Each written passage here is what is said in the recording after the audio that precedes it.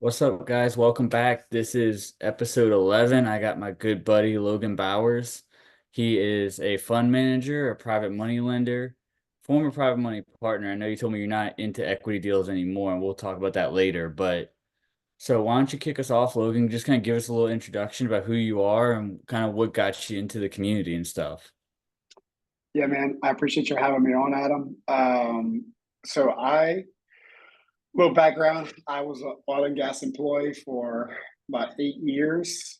College dropout, went straight into oil and gas, um, and did that for quite a bit. I was working offshore a lot, kind of being on call. One of the jobs that I had, I was on call like all the time, 24/7, for most of the time, like 80% of the time.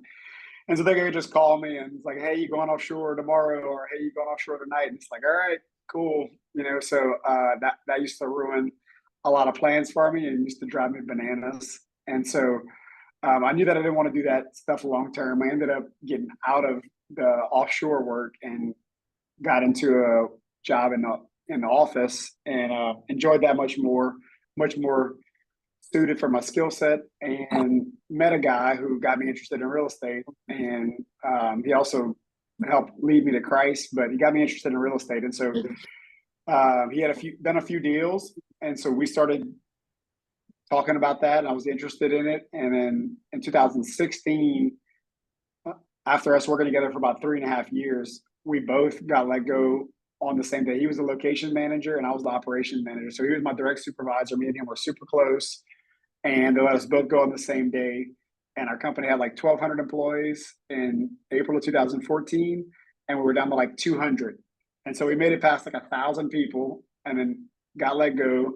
And the week that we got let go, the week before that, we found out I was pregnant with our first kid, and so I had a baby on the way and no job. And so I kind of felt sorry for myself for a little while, then got into we decided to start flipping some houses. So started off flipping single family houses. Very, very, very first deal. We go to the bank, we find a deal, we're buying it for 100 grand, and we need 20,000 renovations. It's gonna sell for like 160. So it's a pretty decent deal.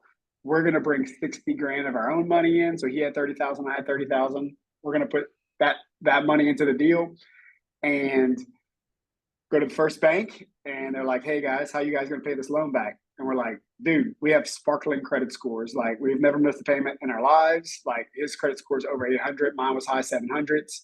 And they told us no. They're like, look, you guys don't have enough income to pay this note. Like, we're not going to loan you any money. Like, man, this is a stupid safe loan, right?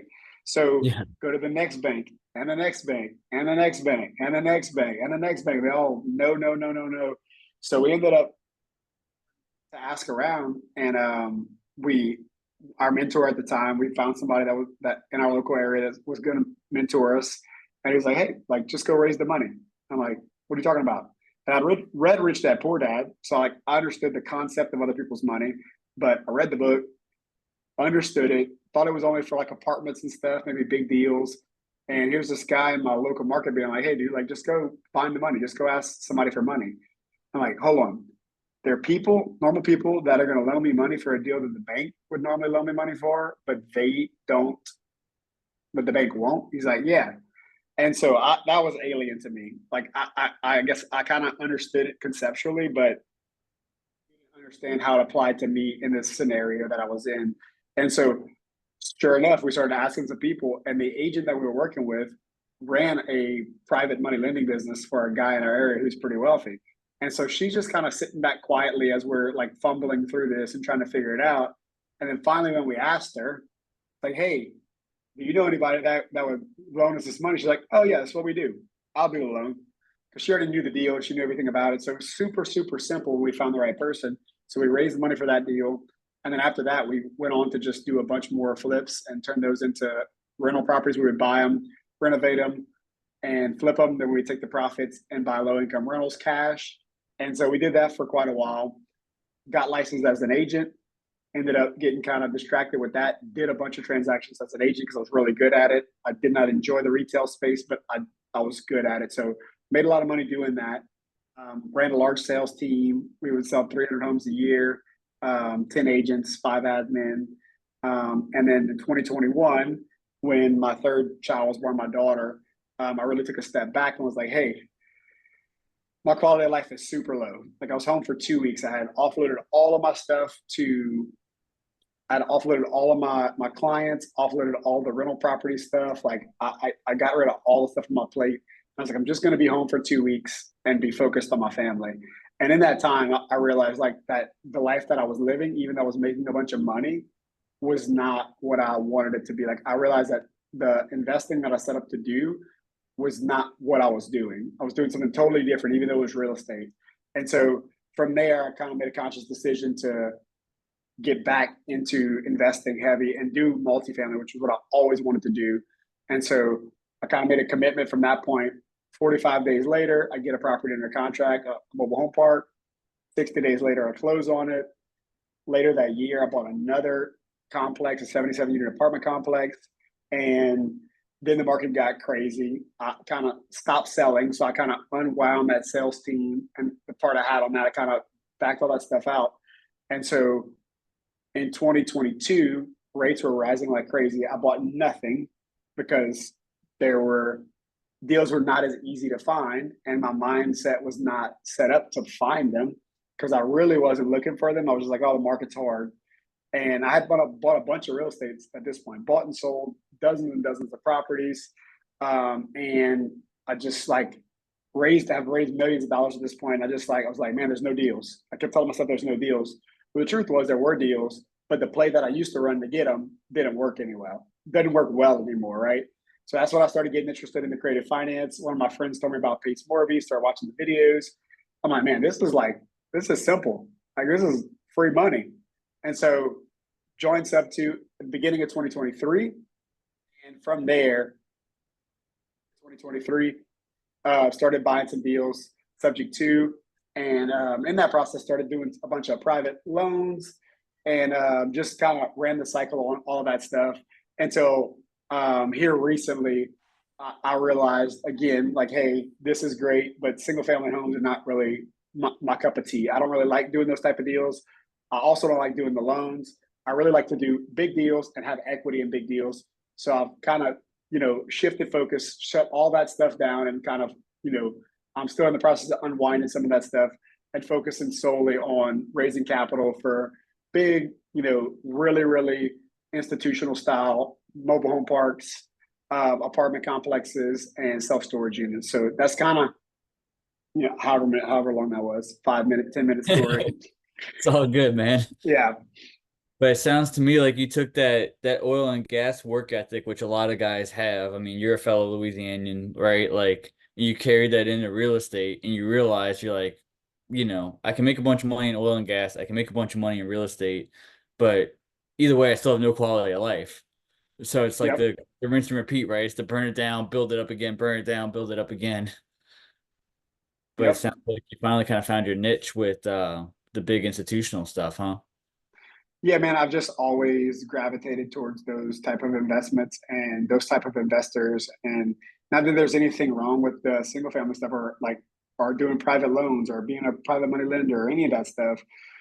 It's just not what I enjoy doing. Like I don't enjoy, doing one deal at a time. Like I enjoy doing bigger stuff that is stretches me and grows me, and that's kind of multifamily is that space for me. And just raising capital. Like again, we were to raise money on the first deal, but I was never really afraid to ask people for money. Like it wasn't. I was not good at it at the beginning, but it was just something that came very easy to me is building trust with people and making the ask to put their money in to work in a better way than they had it before. That makes sense. That's kind of how I found myself in that niche too. It's like I was never afraid to ask for the money. I might not be good at asking for the money, but I was never scared. Yep.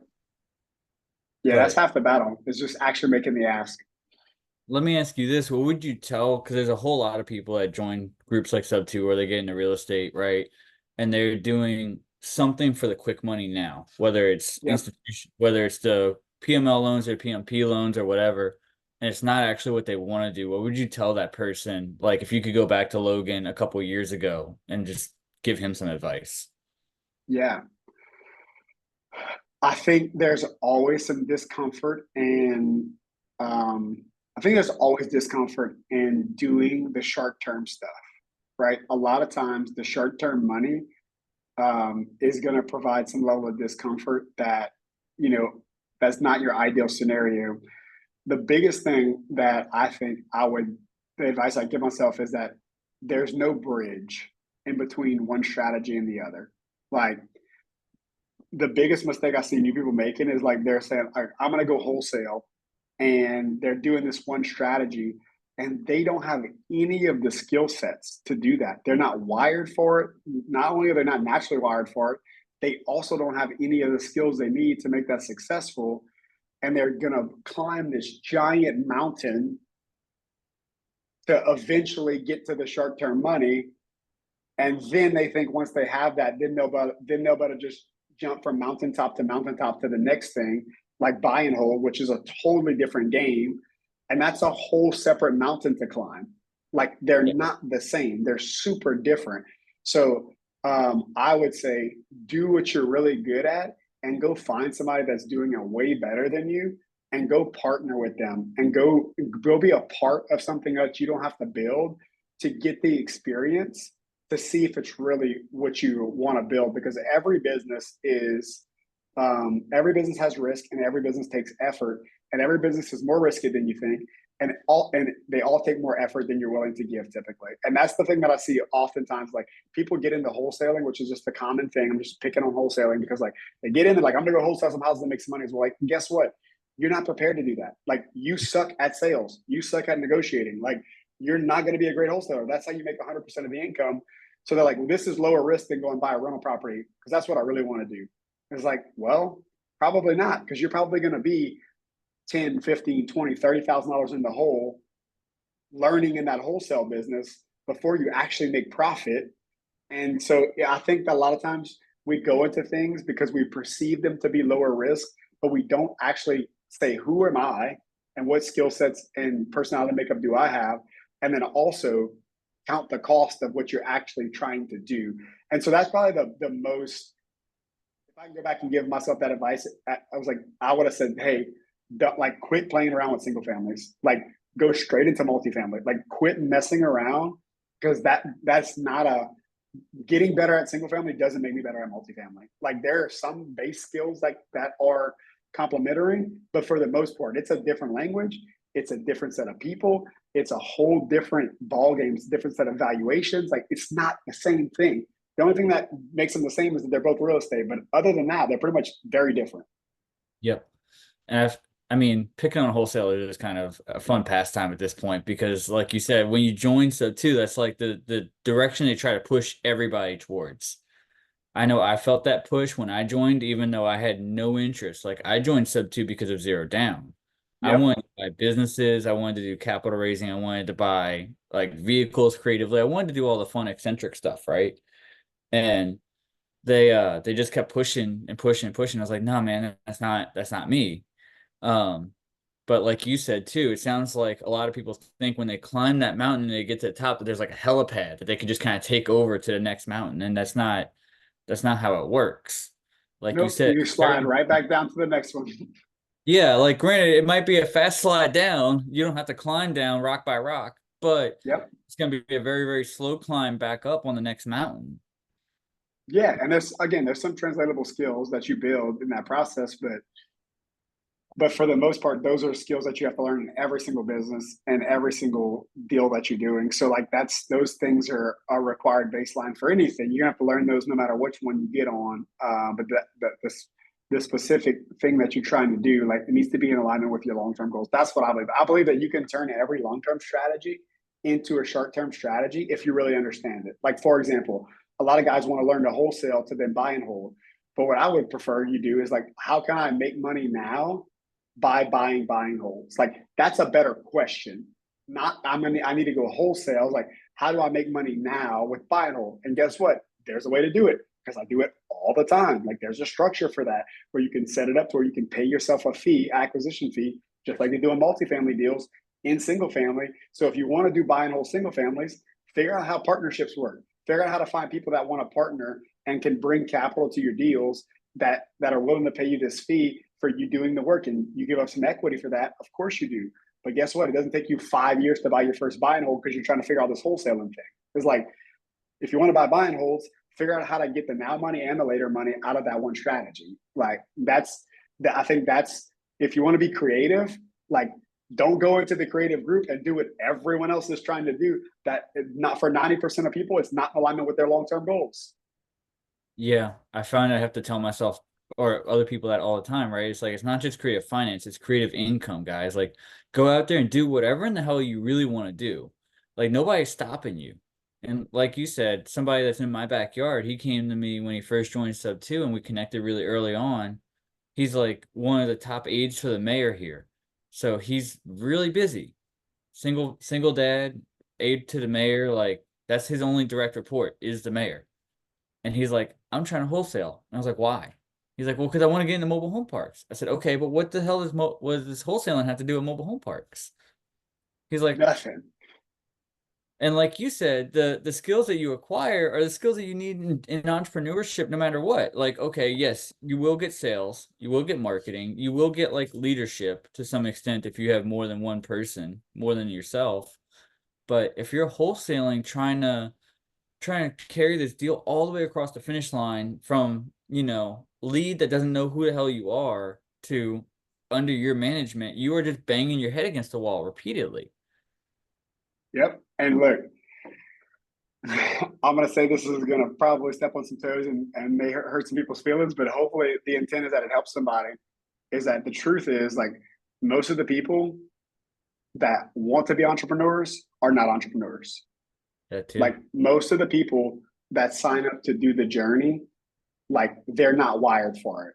So they're wired to be a number two or a number three on a team, and they're maybe super high producing and they may be like a great asset, but they're not meant to be the number one, and they're trying to be the number one. And they can develop a base of skills that will get them so far. But if you're not an entrepreneur, you don't think, there's a certain thought pattern, there's a certain amount of risk that you're willing to take, there's a certain personality type. All personality types can be entrepreneurs, but there's a certain set of personality types that you commonly see people doing, that there's a mindset that goes along with it that frankly most people are not. But Yeah. everyone wants to be the shot caller and be the entrepreneur, the number one. And the truth is, most of them are just not. And if that's you, the quicker you figure that out, the better you are off. The quicker Yeah. you figure that out and you realize, I need to go and pivot and I need to go partner with an entrepreneur, because maybe I'm an entrepreneur. Maybe I have some of the same thought patterns and some of the same dreams, and I need to go work with somebody who does have the bigger vision, who is willing to take the risk, who is willing to step out there. And by y'all partnering, you can go way farther than you would ever go alone. And I think that honestly is, most people they think it's not for them, and the truth is they just need to partner with the right person that is the entrepreneur that they need to be connected with.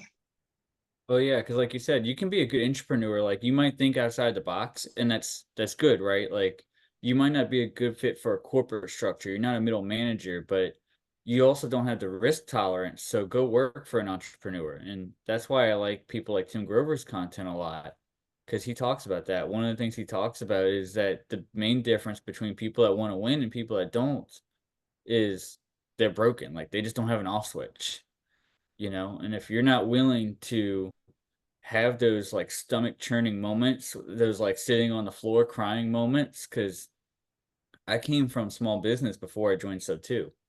I had no real estate experience. And so like to get into Sub 2 and see people that were like sometimes floundering with things that, how do I put this without, I also don't want to step on too many people's toes, but like little bitch problems basically, right? Like they're like, oh, but my leads aren't working. It's like, well, what are you doing? Well, nothing. Okay, well, that's why they're not working. You're not doing anything. Like, how are you getting leads? Like, talk to me. Are you just hoping that the algorithm's gonna like just send them to you some kind of way? Like, that's not how it works. Like, Yeah, do you have a CRM? Do you know how to use it? Have you worked with it before? Like, come on, guys. yeah. People that are gonna. This is how I view this. Like, how you know that you're probably an entrepreneur is like, you join things to help speed you up. If Hmm. you're not, you join things to get the answers. And the people that join to get the answers and need the answers before they take the action, those people are going to struggle continuously. A lot of people join stuff. I'm not knocking Sub 2 either, but a lot of people join stuff like Sub 2 and they think that that's going to be the easy button.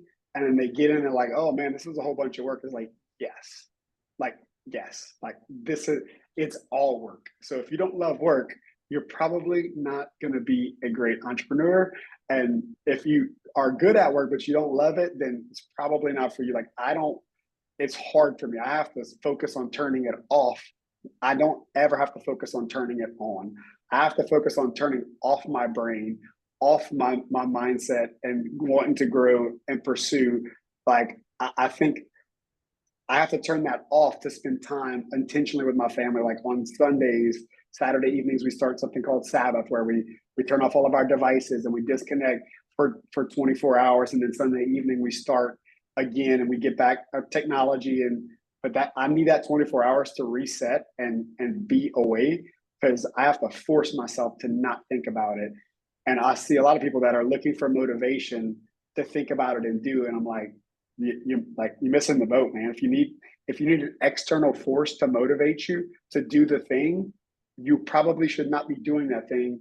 You need to find out the things that you do without needing any motivation and figure out how to monetize those skills and those activities.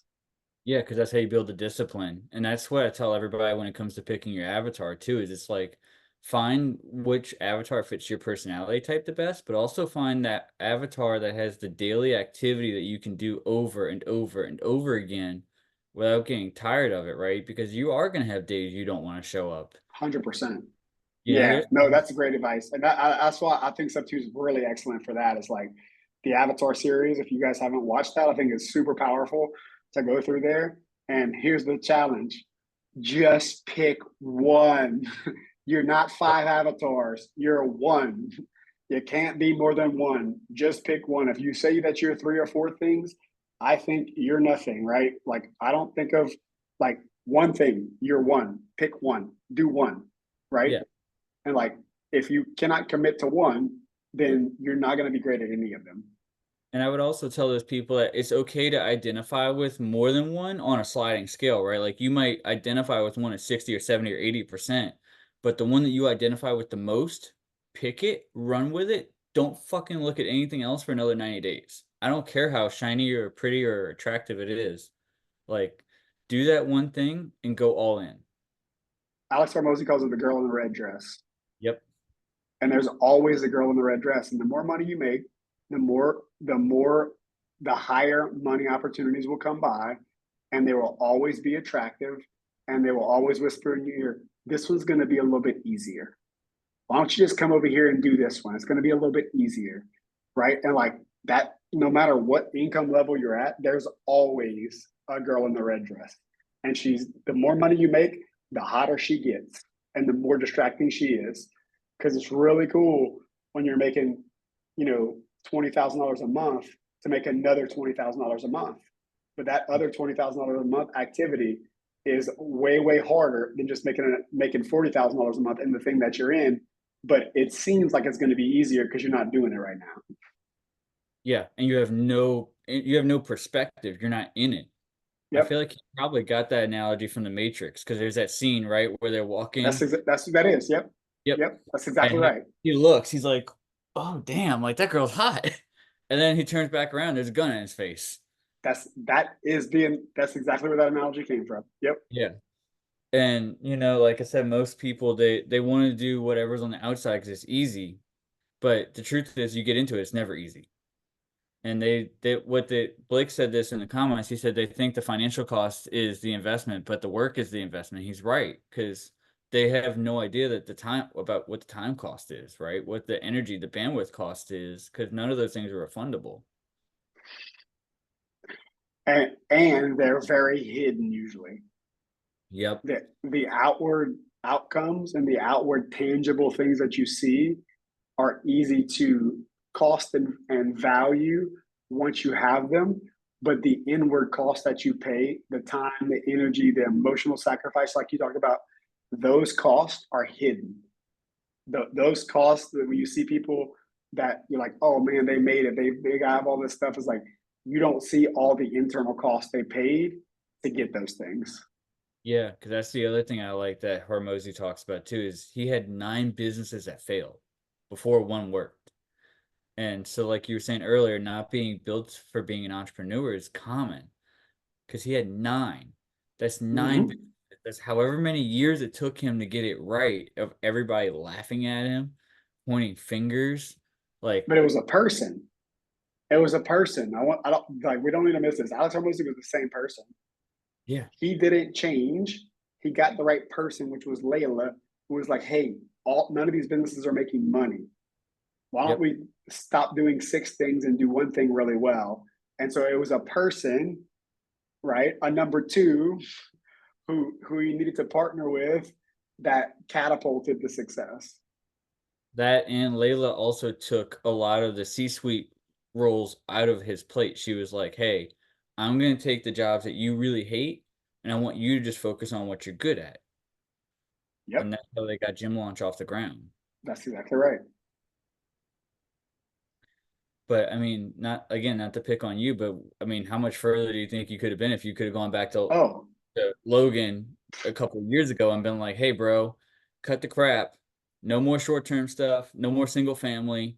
You're gonna go raise for like 100-unit multifamilies, and that's it. That's all you're doing." yeah, dude. Instead of having 150 doors, I'd have 15,000 probably. Like it would be exponential in growth if I'd have just focused. So that's something that I learned. One of the benefits of my squirreling is like I got to participate in a bunch of different transactions. So I'm really good at deal structure because I've seen a bunch of different deals because I've done a bunch of different asset classes and a bunch of different transaction types. So it gave me a broad knowledge set that can it's really easy for me to analyze deals, all different kinds because I've been a part of them. But from a growth standpoint, definitely a ton of wealth that is I left on the table by not focusing. That is the one thing I do love that Pace says though, is like sometimes it is okay to squirrel out a little bit, right? You still have to keep yourself within distance of the track, but you do pick up so many other skill sets along the way. You also learn what is and is not for you. That's true. Yeah, yeah. You have to try some stuff to know. Hey, I don't really like this, or this is not fun, and give yourself permission. That's the most difficult part about the process, and that never goes away, no matter like how far along you are. Is like that difference of understanding. And Alex almost talks about this too. Is like, is this a pivot or a press moment? Like, is this, do I need to pivot from this because it's not in my skill set and it's not where I'm supposed to be going and these doors are closed? Or is this a place where I just need to press through because I don't know what this next level of hard feels like? And this is what the next level of hard feels like. I just need to press through. And I think that's a really tough thing that you just learn over time of learning when to press through and when to pivot. I would tell you that in my experience, whatever your natural inclination is to do, what you probably need to do is the opposite. So if you're somebody that pivots a lot, you probably need to press through and stay focused on what you're focused on. If you're somebody that stays in stuff for too long and you just like, no, I'm going to stay the course and it's not working for a long period of time, you probably need to pivot. So whatever your natural inclination is, and we all have patterns, right? Whatever that pattern is for you, the answer is probably opposite of what you think. Yep. Because I'm the one that tends to press. I press really hard, even through stress. And I learned this lesson like over probably the last week or two. I legitimately pressed through physical manifestations of stress until I had like an anxiety attack. And I was like, okay, this is really fucking stupid. Why did I do this? Yeah, your Right? body's shutting down. Yeah, Yeah. But I thought all those things were just like maybe I was just sick. And it's like, well, wait a minute. If you have headaches, if you're not sleeping well, if your stomach isn't right, if your digestion isn't right, it's probably more than just you're sick because you were already sick. You got over that. You're probably not sick. You're probably actually like stressed. You probably need to do things like sleep and rest and stop taking calls. 100%. Yeah. I was gonna say, I So bet you probably dealt with that too, going through when you were doing more short-term stuff, huh? I don't know, man. I carry stress pretty well. I'm not a super big worrier. I probably am more laid back in a lot of scenarios than I should be. So I'm not. I don't stress. I have a high capacity for stress. So sometimes it's hard for me to even realize when I am stressed because I have a very high capacity. But something that has kept me going through all the years, like I always sleep really well. So I always just a gift from God, literally. So like I always get that reset at night. So even if my days are very chaotic and stressful, I get that natural reset of sleep, which is a huge lever for our health is getting good rest. So that's something that I think probably kept me healthier and kept me going a lot longer in those times when I was doing stuff where I was very stressed and not in the right seat of the bus. Was my ability to sleep well. So I would say that I haven't. I'm more conscious of it now than I used to be. Like I'm more sensitive to my stress levels and how they affect me. But I think that's more a product of I have no coping mechanisms, right? Like I used to drink and I used to party and I used to watch pornography and I used to do all these things that I had outlets for the stress to just medicate and binge, and like I don't do any of that stuff anymore. So like I don't. The only thing now, my biggest struggle is like I'll eat when I'm stressed. So like when I'm like super craving sweets or like I'm super like craving food, that's a cue for me to know, hey, there's probably some stress going on, and I'm trying to go medicate that with food instead of dealing with the thing, whatever it is, whether it's I actually need a rest or I just need to deal with the problem that's at hand and not push it down or push it away. So I find as over the years I've become more conscious of the stress because I'm not medicating as much and not trying to just quiet that stress down. Definitely. I definitely have noticed that. Like I was born with a naturally high pain tolerance, but not a high stress tolerance. But as you kind of go through it and you get a little bit more seasoned in it, you start to build that stress tolerance. And similar to you, I was self-medicating with like booze or weed or pornography or whatever it was Yep. that because it's just that instant release and you're like, okay, a little bit of stress is gone. Yes. I was doing the same thing with food. And then what I started doing was I did 75 hard years ago and I completed it, right? So I took those bad habits and I replaced them with healthier coping, right? It's a lot easier to get rid of stress when you work out twice a day. Just is. It's also easier to Yep. sleep better when you work out twice a day. 100%. Yeah, it's the natural way for your body to deal with that stress and release endorphins and tons and tons of benefit there. I think And the biggest thing that I think Um, man, if somebody's watching this right now and they're like, and you're dealing with this, you're feeling the stress or anxiety, or like even when nothing is going on, you feel like that. I would encourage you guys, every single person on here, to delete social media for a month. Like mhm, it takes a while. Like we get this dopamine hit every time we go. I would argue that that is probably for most Americans their highest place for anxiety and stress is caused by social media. And the highest place where we go in and whether we know it or not, we're getting bombarded with ads that tell us we need to do more, we need to get more, we need to acquire more. And then we have this low level stress all the time that we're not enough. And then we look at other people that are succeeding and thinking, well, why am I not succeeding? I should be succeeding more than them. And like it creates this bubble of stress. And then the cause is the cure because it also gives us a dopamine hit when we get notifications, when our post gets liked, they're shared. And so the thing that is causing stress for us, right, now is the thing that we're going to medicate the stress. And it just puts us in a deeper cycle. So if you're struggling, you are feeling a lot of stress, I can almost guarantee you that social media is making your life worse, almost guaranteed. And I would encourage you to just delete it off of your phone, delete all the apps, and mm. just stay off for a month.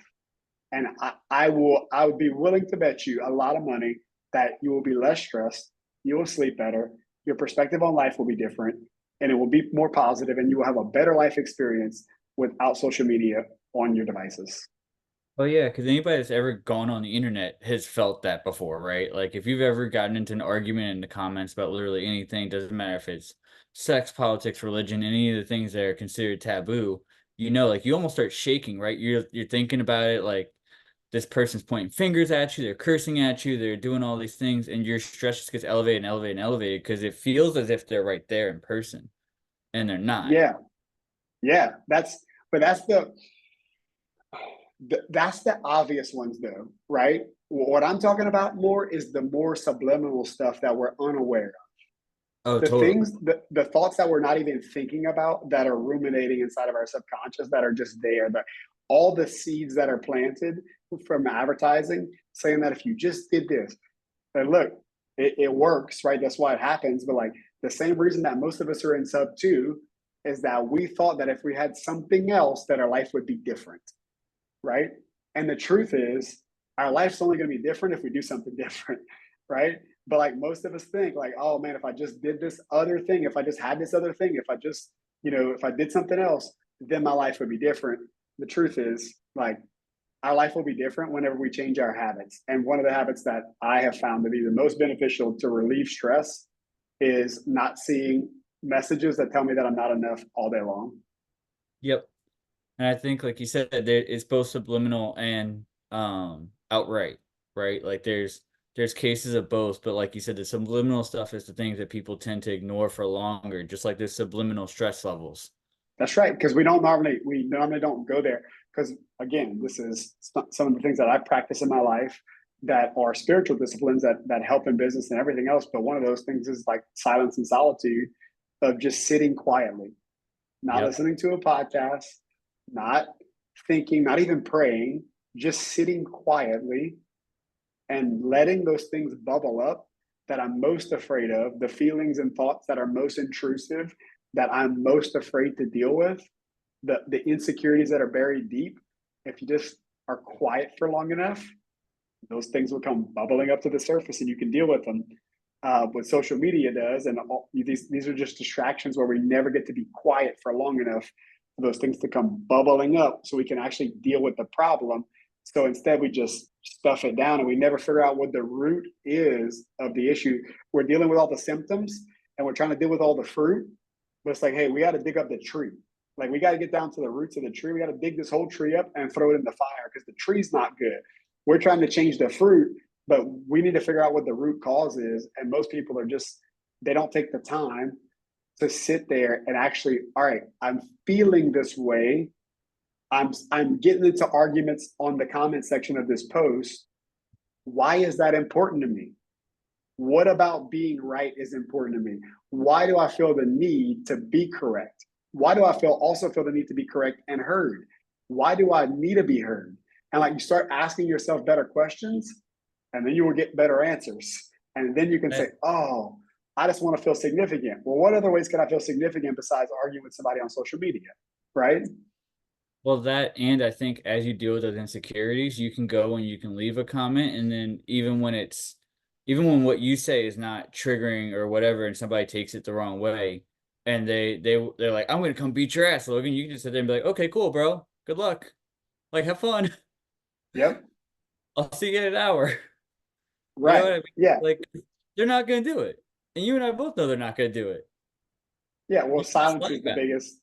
Silence is the greatest weapon we have against people that are gonna throw hate and shade. Like that stuff's gonna happen. Just ignoring is the most powerful perspective to not throw you off course and for it to be quiet. Like it's like Alex Hormozy gives this example too. I mean, we're talking about him a lot, but he gives such solid business advice. It's like if you just screaming at a rock, like eventually you're going to walk away. You're going to get tired of just screaming at a rock. Same thing with criticism. If somebody's just criticizing you and you're not reacting, like they're going to get tired. Like they want drama. They're going to go somewhere else and go throw stones somewhere where they're going to get a return for that time. So silence is the best policy for all that stuff I found.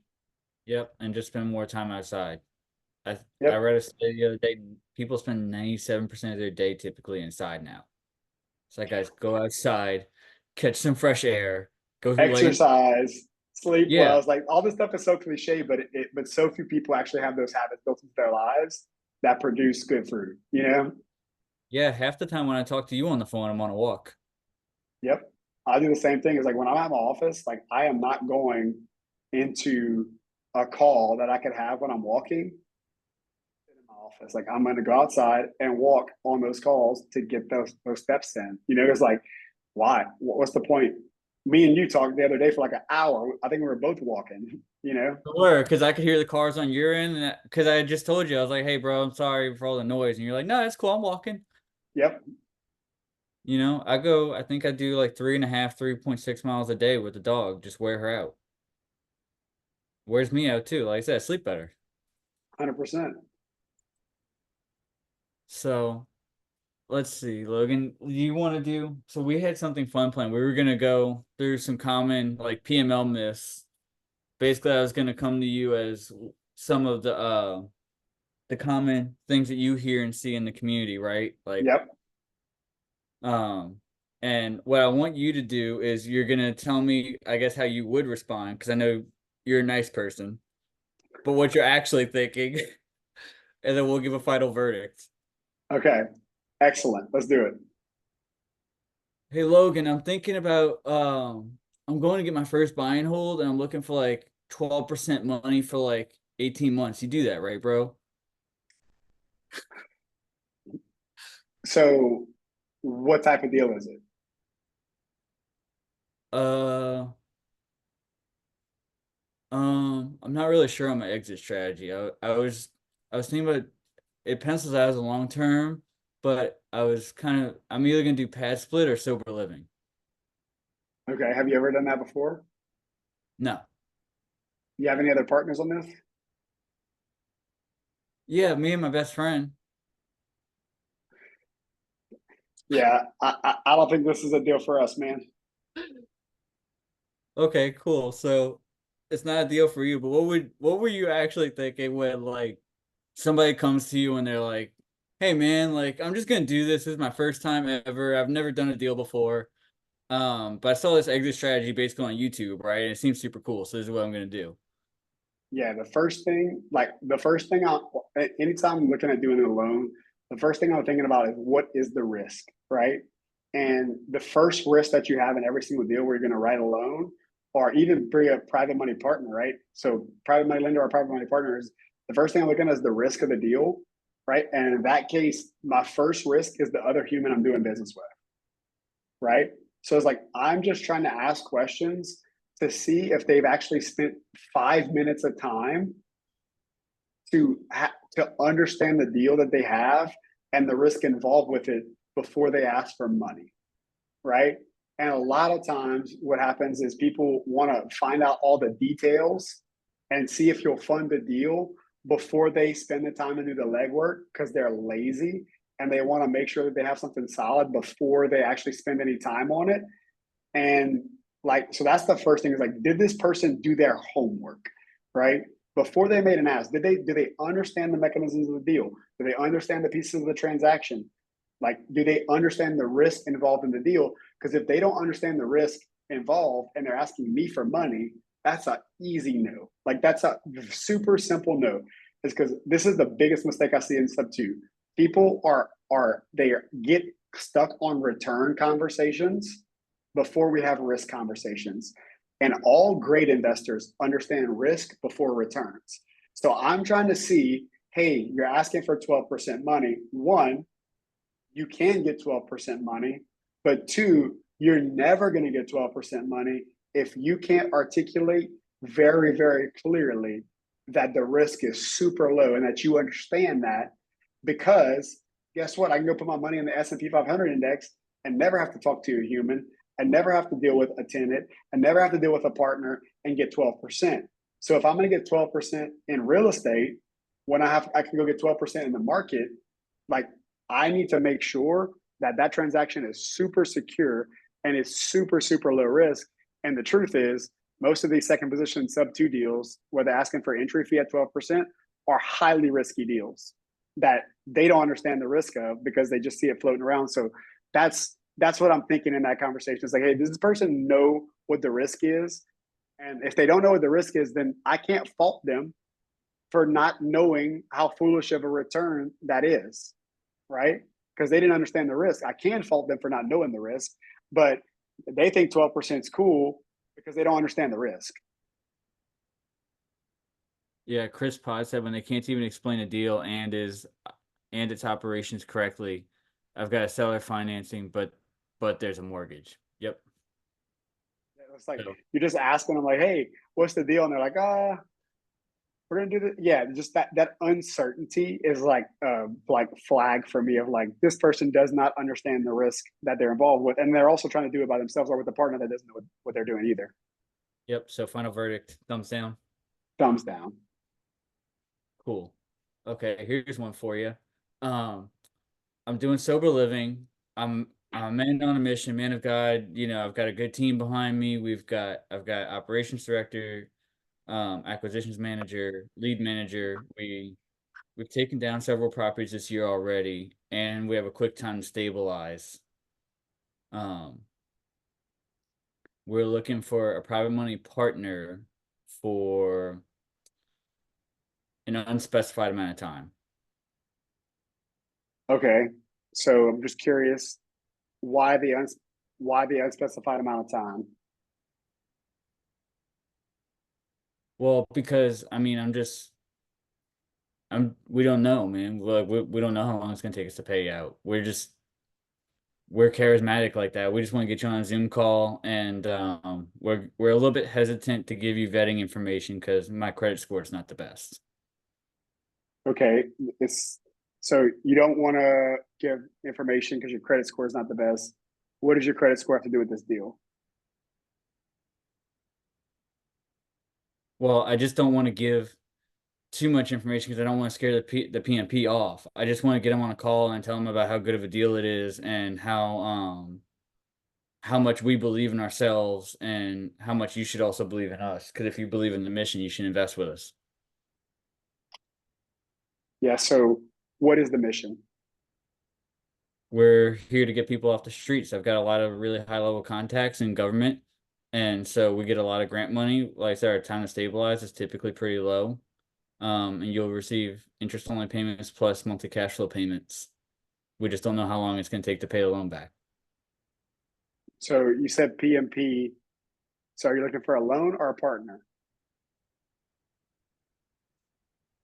Well, we thought about doing a loan, but we really just want to do a partner because, like I said, we want somebody that believes in the mission. Yeah. Well, for me to believe in the mission, I'm going to need to know the details of the deal so that I can get behind the mission. And that is understanding the mechanisms and the details of the money, how it's going to move, how it's going to flow, because everything's great when everything's great. But when everything goes south, I got to be super clear on what that looks like in the details. So the mission does matter, but the numbers also matter. So like I'm gonna need to see the numbers in order to better understand what the economics of the mission are. So that is where I would be. Is like if I can't look at that information, I can't really know whether this is something I want to be a part of or not.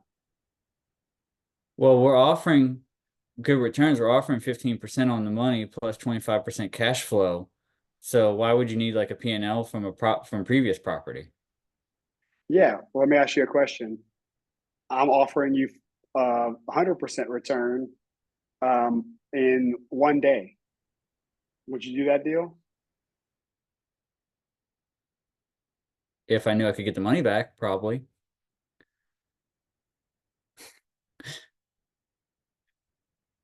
Guys, like you see how frustrating this gets, how quickly?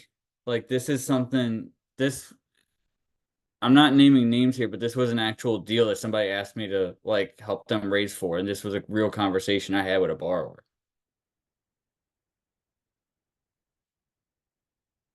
Your audio is gone, Logan. You're on mute. Okay. All right. Sorry. It all goes back to risk. It's like, hey, if because they want to talk about returns, like, all right, well, what if they act like the business plan doesn't matter? So in those instances, I give them an example that they can understand that is going to help them. So like if you're having this negotiation or this conversation, I give them an example that they can understand that illustrates the point on an extreme that they would not do so that they can get what their ask is. Like, so I typically like to talk in analogies. So like that's what I naturally go to. So I was like, hey, will you give me money for 100% return in a day? And it's like, all right, yeah, I would, or no, I wouldn't. Is like they might say, yeah, I would do that. It's like, okay, well, I'm going bet it on black at the casino, right? So Mhm. like, does the business plan matter now? Right? So like they would then say, no, I will not give you the money, right? If you're just going bet it on black, I can go do that. It's like, all right, well, that's what you're asking me to do is to have this black box investment that I don't know what I'm getting, right? Like I got to know what I'm getting in here. I'm not going to do this black box investment without understanding the mechanisms of the deal. So I typically try to give them analogies so that they can understand how foolish the ask is without me having to directly tell them, hey, this is just dumb, you know? Yeah. Yeah. Cause like I said, the borrowers in question, right? Like we we had set them up with somebody that they require a lot of documents. And so they were naturally skittish to provide all these documents. So like, guys, why are you skittish? If you believe in your own deals, you should be willing to provide whatever the PML or the PMP requires. Yeah. I, I cancel those deals immediately. Like if there's even a hint of any kind of drag or any kind of pushback on providing information or documentation for a deal or vetting documents, if there's any friction there, like that's enough of a reason for me to just exit the deal and go to the next one.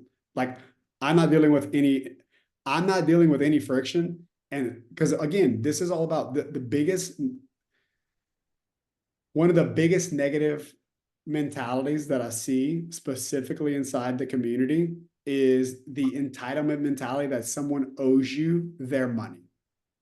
It's like Yep. most of the people that think that have never never had 20,000, 30,000, 50,000, 100,000 in their bank account. So they don't understand the work that it takes to get that. So then they don't appreciate it. So that entitlement mentality, like that somebody that I owe you the money that I've worked for, that I've earned, that I owe it to you to do a deal, like that is a quick, very, very quick X out for me. It's like if you're entitled and you don't understand that my money is a privilege to steward and you're just very flippant about it, like that's an X. And by me asking you for documents, you think that that's a pain, that's um like how dare I ask you for information to borrow my money? That means that you're entitled, and that means I'm not doing business with you. So I guess where do you draw that line between like what would be considered drag, right? Because like you said, we're all busy, right? I might not get a document to you for a couple hours, but I'm guessing you probably have like a definitive line where you're like, okay, bro, if it's taking you a day or 2 days or 3 days, like It's not it's not so much the documentation and the timeline. It's not so much the timeline of the ask. It's their position and posture of the ask, right? okay, So it's not the thing. It's like, hey, if I ask you for the document and you're like, yeah, no problem, dude. Like I'll get that over to you, and it takes you a day or two. I care about that a lot less than if you give me the document immediately. But you're like, why do you need that? What are you asking for this for? Like, why is this important? Right? If you're like questioning me about something that I need to make sure that this is a go and it's safe for my money, like then like that's the biggest thing for me is like the position and the posture of their heart is more important to me than the deliverable of the thing, right? which Like you can I would read rather somebody there. wait a day and have the right posture and get me the information that I needed and say, hey, like no problem, versus somebody that's like, why do you need this? And they give it to me immediately. It's like again, entitlement. That's like I've been thinking about this for a long time, Adam. I've done a lot of this stuff, and I'm just like I've been sitting with it, done a lot of deals, and like the thing that comes up, this is a personal thing for Logan. If I feel it, if I sniff a sense of entitlement in the person that they don't see my money or my partner's money as something that is precious and to take care of, and they see it that as something that is owed to them, I am not putting money in that deal. Period. Yeah, and it sounds to me like you're able to sniff that out through like their tonality, their language, right? Like you said, if it's like, "Hey Logan, look, I'm on a family trip. Give me 2 or 3 days or even a week because you're probably not like in a rush, right? As long No, as long as I get it to you and I'm friendly and I'm nice and it's not like you said, it's because I've heard that before too. So I'll go with the next one. It's like, "Okay, Logan, I'm doing co-living. Um Second position lien with a personal guarantee. Our acquisition strategy is low equity sub twos. and um highly experienced team, and we've got a pretty well put together team at that too, with 3 partners. Very good. What experience do you guys have? Like how many deals have you done? What has been the outcome of those deals? Um, 20 plus doors, all fully stabilized at 100% occupancy. Some are pad split, some they decide to do not pad split, just co-living. How many of your investors have you paid back their Uh, principal? all of them up to the ones that we've taken out this year so far. Okay, so you have all your investors except for the last batch of them you've paid back so far in these deals. Right. But now we're picking up steam. We want to acquire 100 doors this year. So we've already picked up 7 or 8 this year.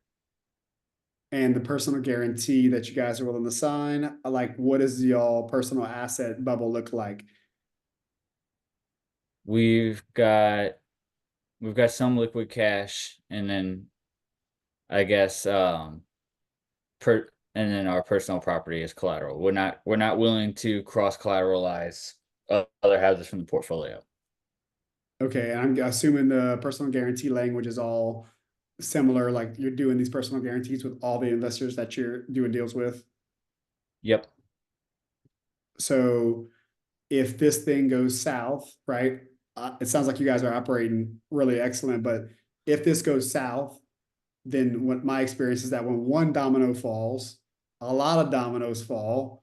So is there enough there in y'all personal assets to cover all of the loans you have out right now? Between the 3 partners, I'm gonna say probably not. Not if you've got 7 or 8 loans out already.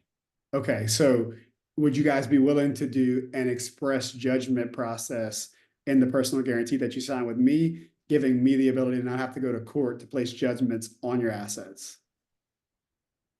Ooh, that's a good one. Um, I'm gonna say that maybe, but there's probably gonna be some hesitancy to do it. Okay, why would there be hesitancy? In the words from the person that this represents, um, is it really up to me to risk my entire livelihood over one property? Well, that's what you offered.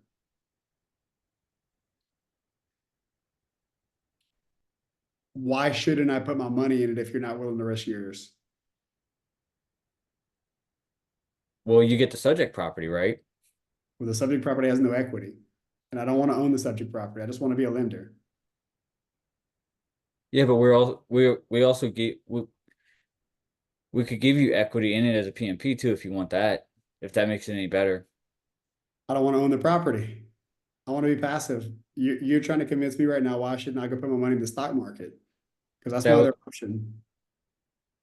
I mean, yeah, but like I said, you could take a small piece of equity and you could just get you could get interest only plus monthly cash flow, and then you'd be more secure in the deal. Equity in what though? The deal's negative equity. The deals you're buying have no equity. After I pay a sales cost, if I pay an agent, I'm going to lose principal. So Well, there's it's low. you're It's not giving me no. you're giving me a piece of nothing. It's low equity. It's not no equity. So they might have like say 60 to 80 or 60 to 100 grand in like a 400 grand property, but it's not anywhere close to probably. I'd argue it's probably 70% or less.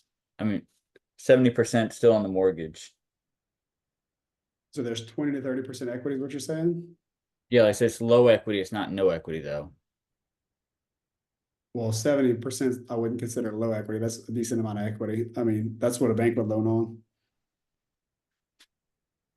So there's 70%, there's 30% equity in these properties. Some of them, yeah, some of them are lower than that. And then how much is the entry fee percentage? Entry fees usually the acquisition's 10%, and then they just throw in the value add into there. So you're probably somewhere around 15%. So my 30% equity just got dropped down to 15%. Mm-hmm.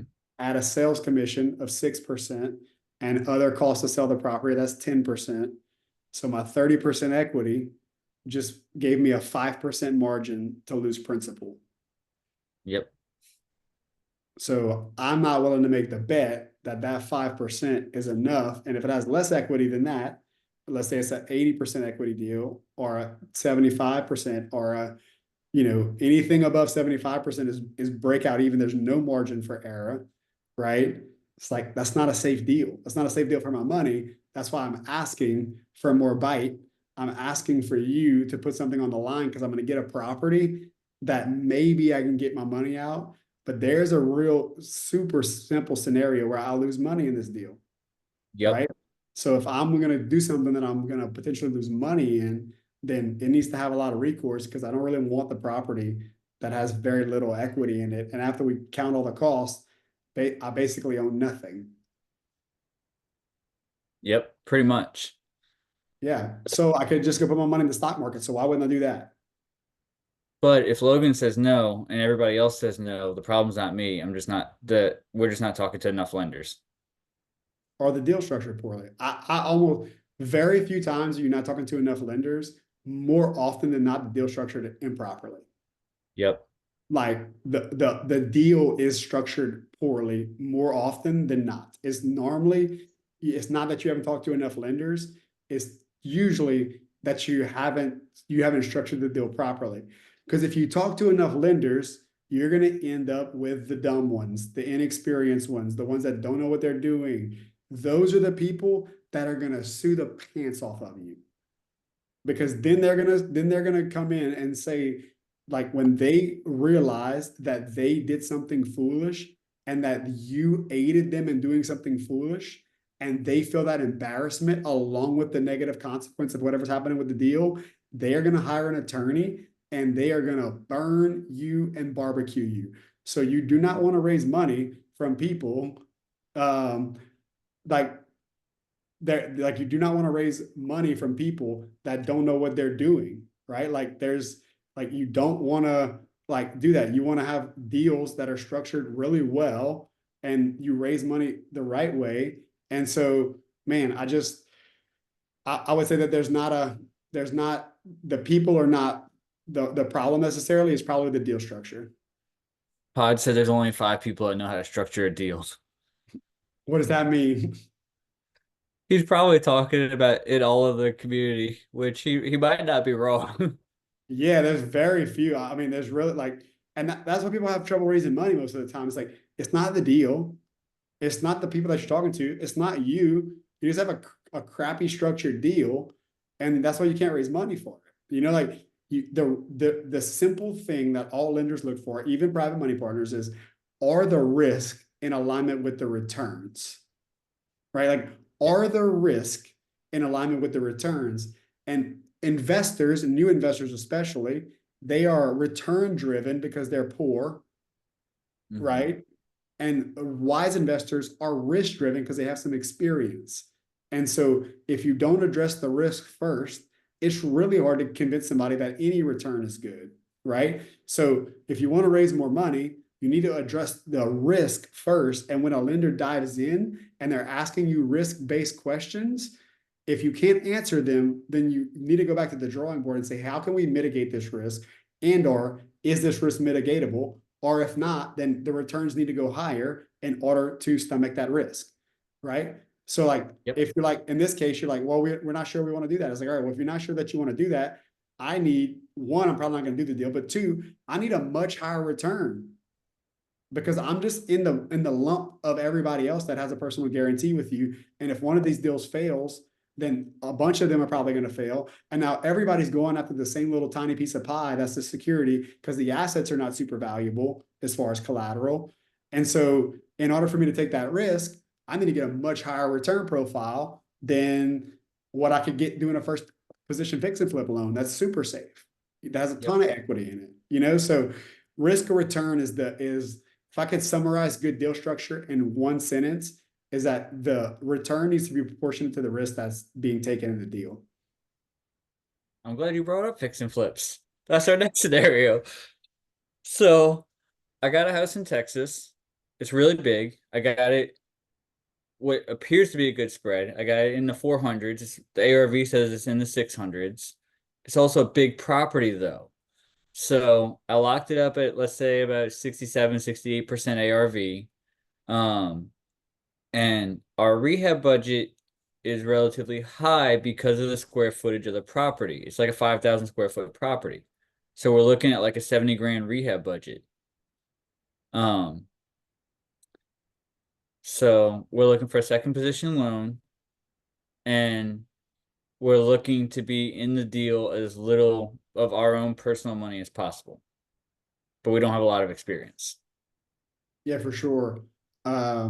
So what's going to be your total all in with the rehab and the purchase price holding cost? What's your all in percentage to ARV? I think it was like 84. Oh, easy no. Yep. But Yeah. why? Why, Logan? I've done two flips before. I'm experienced, right? Yeah, because we got to have room for the market to correct. And if I have to take this thing over, I want to better go sell it and have some margin. I have to better pay an agent. There's just the numbers are just too tight. Like it's not even close to second position. It's much more risky than first. So that would be a pass for me unless you're willing to put a fair amount of your own capital into the deal. Because what happens in these type of deals is when this goes south, you have nothing in it. So you just walk away. And guess what? I'm left with a house that is probably not finished properly, that probably needs more money. So now I have to go invest more money into the deal to then go and sell it and keep the first lien position in good standing because I'm in second for me to actually even just get my money out. So this looks like a bunch of work for me in a bad case scenario with not a lot of margin. And guess what? When fix and flip loans come back to the lender, it's because they're not finished usually. They're very rarely is everything all completed and ready to go. And so that means that I need to have margin to better invest more money in this to get my money out. And there's not enough here. To even get it close to the ARV, right? Because like you said, it's Yeah. not going to be finished. Like even though our rehab budget is for floor, paint, and fixtures, I'm guessing you might get it with paint, but you might not get it with floors. Yeah, that's right. Because guess what? Again, when those go south, they're probably gonna have three or four of these deals going on, right? And they're gonna be robbing Peter to pay Paul. And if you're the lucky one that they're using the money for your deal on another deal, that means that you got more work to do on your deal, right? Well, Um, at least in this so case, they only had one, so they weren't doing three or four flips at once. they only have one right now. Right, exactly. But what about in 2 or 3 weeks or in a month or 2 months? Like the flip's not going to be done today. So what about in a Yep. few months? And they're getting other deals and they're borrowing money from this one to go pay for entry fees on other deals. Like that's what happens, right? Like that is the how those deals spiral out of control is like lenders are looking at deals in a vacuum or private money partners sometimes are in a vacuum. It's like, but that's not how this happens. They have other things going on. We kind of need to understand globally what they have going on a little bit. Make sure the single deal that we're doing needs to make sense, but we also need to understand the risk outside of the single deal and what they have kind of going on globally or what they could in the future to understand the risk of the deal that we're participating in, which is a lot harder to actually do in reality than and make an informed decision on it. So the easy thing to do is to be super conservative on the deal that you're doing, right? It's Yep. harder to be more aggressive on the asset that you're doing working on and then figure out globally what's happening. It's much easier just to be super, super conservative on the asset that you're loaning on. And for me, for Logan, what that looks like is like I'm not loaning anything over 65% loan to value based on my numbers, not their numbers, the numbers that I go and find and the numbers that I get for ARV and appraisal that I look at and verify that as good data. I'm not going higher than 65% of that, all in second position, right? I'll do 70% in first position because it's a little bit less risky. But I'm going to do less leverage in second position, 65%, and the rate is going to be substantially higher. Let me ask you this: they offer cross collateral. Does that change anything? Absolutely. Depending on how much value this is there. Yeah. Because now we have additional collateral. If they have a super nice, let me give you an example. If they have a super nice house that is, 400 grand, right? And they need to borrow 200 grand from me, and that house is paid off, and they're willing to cross collateralize that house, I'll do that deal all day long, right? Because I'm not going to go exit this house and get my 200 grand. So I don't care if they had 110% on this deal. I'll tell them that they shouldn't do it and it's a bad deal, right? I'm still gonna give them my advice and say, hey, look, I don't think you should do this deal. Here's the reasons why. But if you want to do it, that's fine. But I'm gonna collateralize this property over here, and so as long as the collateral makes sense, when they try to latch on 3 or 4 properties and add a bunch more second lien positions, like that's not super valuable. Well, that That was doesn't gonna be my change next a whole question, lot. right? Because like if it's cross collateral in a first position, then yes, it clearly makes sense. But if you're trying to do 2 second positions or even 3 or 4, like you said, it probably still doesn't make sense. It could, but it's still like, again, oftentimes they're trying to collateralize other stuff that's are not great deals either. There's not a bunch of pledgeable equity there. So like, for example, this is a common scenario. They have this one deal. I'm like, hey, this doesn't have enough collateral. Do you have any other properties? They're like, yeah, I'm willing to collateralize all these. Now they know I just told them that I only go up to 65% in second position. Mm-hmm. And then they give me 4 more properties that with the loan on them would bring all of those to 80% loan to value. I'm like, I'm only counting equity below the 65% threshold on these properties too, right? Like, so you don't get any positive equity by giving this cross collateral unless you're below 65%, because that's the max threshold I'm gonna loan, So and a lot of borrowers that doesn't register, they don't understand that risk side. That's again, risk is the biggest thing that I find that borrowers don't understand, is that they don't understand the risk of the deal that they're in. And so that's why they have a hard time raising money. Yeah, I see that a lot too. I see like you're saying, because they'll offer second position and they might not quite be at like 80% LTV on those properties, but it might still be like 75 or 70. And if you said 65, like 65 or 65 or 65 all day long, doesn't change. Yep. And they're like, oh, I have all this equity over here. I'm like, no, you have some made up equity that maybe you have, maybe you don't, depending on the market conditions. And like, it's that's not actual equity that Logan's going to get. Yeah. It's not equity that you can pull out of a property for anything, really, like Yeah. you I said. mean, they haven't even factored in sales costs or any of the things that you will have, attorney fees that I'll have to actually go get those properties from them. Yep. So what would you factor in for that? Because I know a lot of people when they're saying like I'm trying to think of how to ask this. Because a lot of people when they look at it, right, like they want this much available equity in the property, which has to be obviously to cover the loan plus some. So what would you I guess just break down for me how you calculate your LTV. That's probably the best way to ask this. Yeah. So here's an example. Somebody comes to me and it says, hey, I want to borrow, I have $150,000 first position and I want to borrow another $25,000, right? And the house is going to be worth 200,000, right? So the very first math I do is I assume that their number is correct. Okay. Mm. I'm going to verify this later on, but I'm just going to go with the number that they give me, right? I'm going to do 200,000. If it's a second position, I'm going to do 200,000 times 0.65. Mm-hmm. I'm going to arrive at a number. In this case, their total leverage would be 175, right? But 0.65 of 200,000 is, you can do the math on this, like 125,000 or something like that. So I'm Mm-hmm. going to go to them and say, hey, look, the max out loan on this property is 125. And then boom, conversation's over, right? Like, because they're above the threshold with the first position, right? So then I'll do that on every property. If they give me 3 or 4 more properties, I'm going to go to each one of those properties and say, what is the value? 65% of that, right? Let's say the next property is worth 100 grand. I'm going to say, I'll loan you 65,000 on this. If they have a first position lien for 50 grand, that means that they only have $15,000 of equity that I would count on that property, right? So if they Yep. need to borrow, 60 grand, I would need 4 properties that look just like that in order to get to the safe $60,000 of equity in the property or across those properties. Okay, so that makes sense. I wasn't planning on this, but somebody asked me, would you be down to do a quick deal breakdown? Yeah, let it rip. Let's take a look.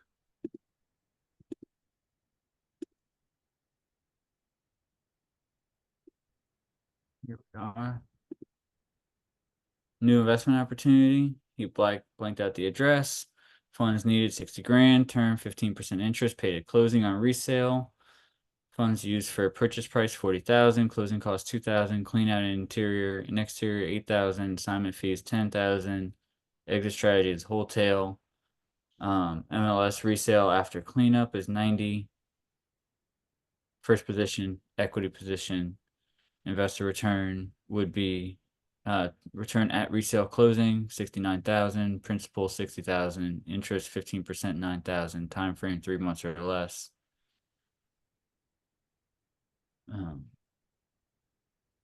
Overview: this property is a prime opportunity to wholesale strategy, quick cleanup and list on the open market. The funds will cover the purchase price, closing costs, and necessary clean out of the interior and exterior of the project. Resale value after cleanup is 90,000. By investing, you'll be in a secure position with a first mortgage lien on a property with 30,000 of equity, ensuring both safety and potential profit. The 15% interest will be paid at closing upon resale, providing a clear return on your investment. Why this deal? We should be in and out of this deal in 3 months or less, ensuring a fast return on your investment. Sold exit strategy with clear resale potential and attractive interest rate of 15% paid at closing. Strong security with first mortgage and equity position. I like that they gave the timeline. I don't know that they have a firm, I mean, maybe this is a 90-day loan. I would prefer that they would have said that, like, hey, this is a end at 90 days. This is a deal that I would do, assuming that the numbers are correct.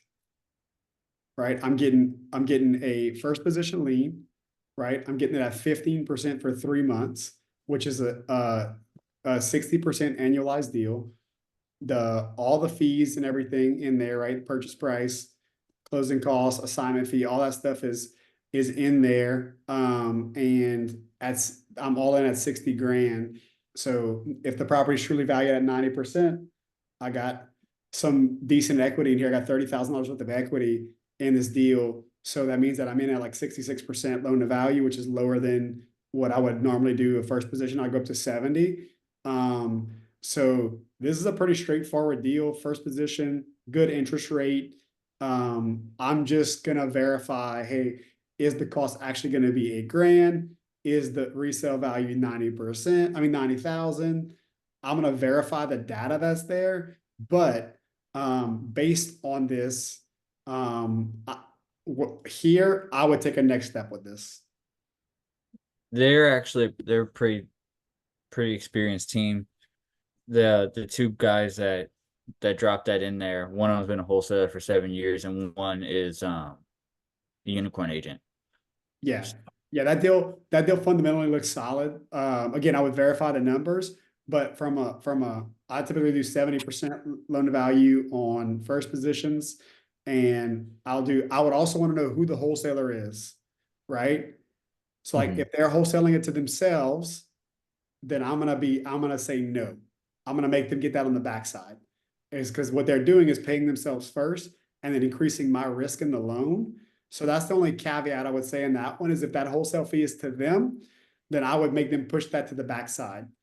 It's like, hey, you don't get to be a wholesaler and a flipper. Like you get to, if you want to flip the house, great. I'm gonna loan you less money and you can get paid that 10,000 on the backside where you belong on the capital stack, not taking it up front. Now, if it's a third party wholesaler, nothing we can do about that, right? That's not a big deal. Yeah. But if it's them that's charging a wholesale fee at closing, that means that they're putting themselves in front of my money, and I don't do that. I'll have them go on the backside. Same thing with connectors. I typically make connectors go on the backside of the deal too. It's like, hey, your connector, awesome. Happy for you to get paid. Like you can get paid on the backside of the deal whenever this thing goes well, and you participate when everybody else gets paid on the backside. If you get paid on the front side, you're making this more risky for everybody and you have no more skin in the game. So I typically push those fees to the backside. So let me ask you this, and how do you feel about people that pay themselves an acquisition fee when they're acquiring a buy and hold? It just depends on the security of the deal and the structure of the deal, right? So in those scenarios, it depends on how it's set up and how much money they have in risk. So typically, whenever you are doing that, then in those deals, there's money going into the deal also. So they typically have money in the deal. So that's what, like a multifamily deals, there's acquisition fees on every single transaction. But most of those deals, the GPs that are syndicating the deal are putting money into the deal too. So they're Right. vested in the deal, right? So that's a different scenario. It's like they're in it with you, right? Like they're participating in the deal, right? So if there's participation, if there's real participation in the deal, and there's the significant payout, if it, so I guess it just depends. I'm okay with it, but it needs to be in alignment with the deal, right? It's like in this case, if we go worst case scenario, like this exact scenario right here, if we Mhm. go worst case scenario and I just get my principal out of this loan and they made 10,000 and my potential earning was only 9,000, like that's not a great deal there. They're going to get paid more money up front than I even have potential to make if it goes well, right? Right. So like that wouldn't be if they had a $2,000 fee, I probably wouldn't ask them to push that on the backside, right? So it just depends on the amount of money. I think it's okay. It just needs to be structured well, and it needs to be set up where you have some skin in the game if you're going to get paid on the front side. Well, I guess I'll run this through. It's a $10,000 acquisition fee, but your potential return is higher, but it's structured similarly insofar as it's well below your LTV on first position. So like your return, let's call How it much is are they like going to get on the backside? I'm looking at their total compensation in the deal, Mhm. right? I'm looking at their total compensation in the deal, and I'm also looking at when is it getting paid, front side, back side, how much on the front side, how much on the back side. So that would be my next question would be like, what's the total comp in the deal? For example, if they pay themselves an acquisition fee and it's below that loan to value, but they're also getting paid a ton on the backside, Mhm. right? Then that deal's not structured very well for me as the person loaning the money, right? Because I don't get to participate in a bunch of the upside, and I'm also taking more risk on the front side. It's like they want the best of both worlds. Like that, like that's it has to be really, really, really low risk for that to be the case, which most deals are just not. That makes sense. It's very dynamic. I know I'm not giving you super clear parameters here. This is a very dynamic thing, but here's the That's what I kind of figured. It's a lot of give and take, right? it Like is. there. It's just I'm looking for alignment of interest, right? If our interests are completely unaligned, Mhm. right? That is not a deal that I really want to be a part of because people behave based on their interest. Like Right. that is just human nature. We can't change it, can't mold it. So if you're incentivized to get me into the deal and you get paid more money than I would make in the deal, right? There's not much incentive there. If your payment on the front side is drastically more than your payment on the back side, that's not a great deal for me. Because I don't get paid till the end. So I want to see alignment of interest. I'm okay with some upfront money, but I want to see that the bulk of your compensation comes after you've performed on the deal. And we'll do the alignment and interest here in a second. Tyler, it looked like you had a question. What's up, buddy? Because I definitely want you to explain your view on connectors here in a little bit. Hey, yeah, what's up, y'all? How y'all doing? Can you What's hear up, me? bro? Oh man, a lot of good information here. I'm just getting into the private money, like into raising private money. I've been wholesaling for almost 7 years now. Kind of built a team, was all about like how to automate a business and just kind of keep it on autopilot, which I've done for a while. And I really related to some of the things you were saying earlier about like if you have to find motivation and maybe it's time to pivot. I think I've just been in that wholesaling space for so long, and I got in it to generate cash flow and passive investments. Read Rich Dad Poor Dad, and I went the wholesaling route. And now I'm sitting here like, man, why didn't I pick up any deals? Which I have picked up a handful, but it's like, why didn't I focus more energy on like buying holds and I really just been focusing on private money. And that deal that I just sent in that you guys just went over, that's kind of like my first pitch deck, I guess you could say. But yeah, no, I definitely see. I think what you're saying is true. Like, really look at it from the investor's point of view too, and what's in it for them. Because another question I struggled with too was like, man, I need these wholesale deals to keep. I mean, it pays my bills. Like, this is how I live. This is how I feed my family. Like, how do I make money too? Like acquiring deals. And when I found out you could kind of pay yourself an acquisition fee, that's where it kind of I was like, oh, maybe I could pivot to get more into buy and holds or wholesaling some of Yep. these deals and utilizing private money. But I guess my question was like, what am I missing anything in this pitch deck? I guess I have like this pitch I have for investors because I did send it to a few people with some crickets. So I'm like, all right, what am I missing here? Because I have a handful of other deals I'm looking for funding for too. Yeah, very good. So I think it was done well. I think you had all the relevant information in there. Some things that I would want to see in there to make it better is I would want to see a link to the comps. So I could go verify those comps and go look at the ones that you selected. I want to see pictures of the subject property to see what the asset looks like versus the comps and all the details of the subject property. So those are probably the two big chunks of information that would make it really, really easy for me to look at it and not have to do any more homework. Just like in wholesaling, right? Like you want to give the buyer package the most information possible so that they can come to the easiest yes. The more work you pass on to them, the longer it is to get that yes. Same thing raising money. I want to think one of my really good friends who's raised a ton of money does some really, really large tax syndications for solar stuff. He's dealing with banks and stuff. They're doing like $50 million deals, huge. He's like, I want to make sure that I have asked myself every question that an investor would ask me before they ask it. Right. So he spends a lot of time thinking about like, what would be questions? And as you start raising money, Tyler, the same thing. I'm sure you've done in your wholesaling business. As in buyers are asking you questions, you're like, all right, that needs to go into the information I'll send them. That needs to go into the information I'll send them. And you just continue to build that packet where it has everything that they need to make a decision and preemptively handling the objections before you get them. So comps is one of the big ones. It's like, you're saying it's worth this, but like, show it to me. Anytime we can use third-party data to prove what we're saying is super powerful. Awesome, man. No, thank you a lot. And I do have a link to some photos and comps. I just didn't put it on here to share to everybody just yet. But yeah, I'll get that together. But no, thank you a lot. I'm just kind of getting started raising private money and reading all about it, and definitely want to jump into the multifamily space soon here, which we're looking at a couple pretty good deals now, which I'll be sharing with Adam once we get it under contract. But yeah, congrats to you, man. Congrats on building a successful wholesaling business. You're in the very, very minority just that you've done that. So like, don't underestimate that. Like, it's powerful that you've done that and done that for so long. Most people never get to that stage. So now I think you realize it's time to pivot, but recognize like you've done the work that most people will never do. So like, you already scaled a mountain, dude. Like that's something to be proud of. Thank No, you. dude, you had more success with a pitch deck than 95% of the ones I see anyway. Like, I was okay with showing that one to Logan, but like most of the ones I get, like probably 90 to 95% of them, like I would never send them to a PML. They don't even answer my questions. So I know they're not going to answer his. Yeah, I love that question you said too, Logan. Like, why is this better than the stock market, right? To like answering that question on the front end, and a handful of others, I'm sure too, that I'm gonna look into. But answering those questions on the front end, I think is definitely key.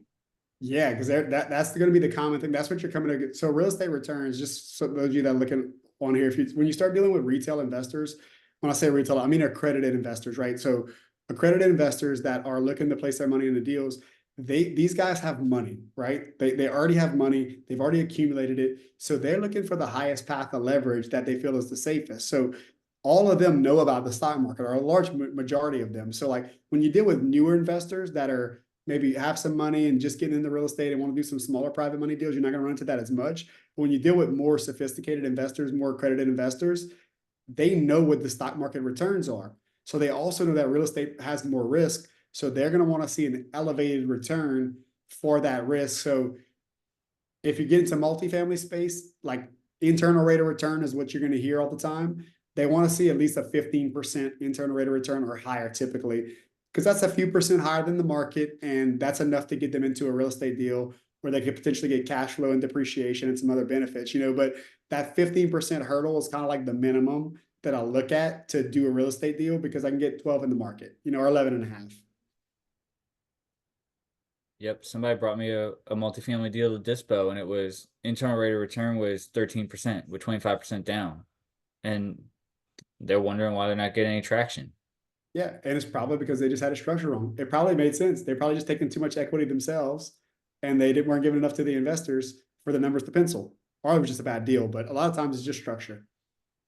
Well, and let me ask you this too, Logan. Like, as that price drops, doesn't that internal rate of return to the new potential buyer go up?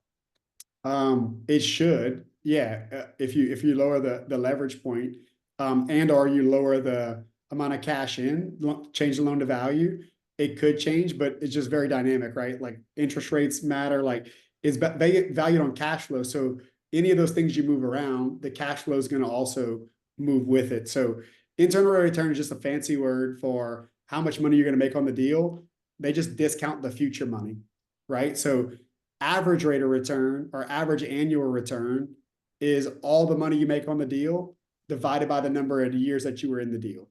Internal rate of return discounts the future years, right? So for example, if you have $1 million investment that makes $10,000 a year, $100,000 a year, that's a 10% return, right? If you have $1 million investment and in year number 10, you make $1 million, right? That's a 10% average return. But the internal rate of return on the deal that had $100,000 per year is going to be higher than the one that had the $1 million in year 10. So same money out over the course of 10 years, but when the cash flows come matter, the earlier they come, the higher the internal rate of return. Yeah, that makes sense. Does that answer your questions too, Tyler? Yeah, no, a lot of help here. I'm just taking everything in, and I'm in study mode right now. So Good all good deal. stuff. Well, I'm glad we had that talk about you wanting to do more private money stuff because, like I said, I get those questions like every day, and I was like, well, what's funny is this Sunday, if you come, we're doing a private money Zoom with Logan. Yeah, no, it's crazy how like as soon as I started getting into this and just I'm just been trying to get loud about it and seeing who can help out and reaching out to the network that I've kind of abandoned for a while because I kind of had the wholesaling thing on autopilot for so long. Now I'm like kind of jumping back into it, and it's motivating and exciting, so it's all good. So now, Logan, whenever I get those questions, I'm just gonna send them this YouTube link when it's uploaded.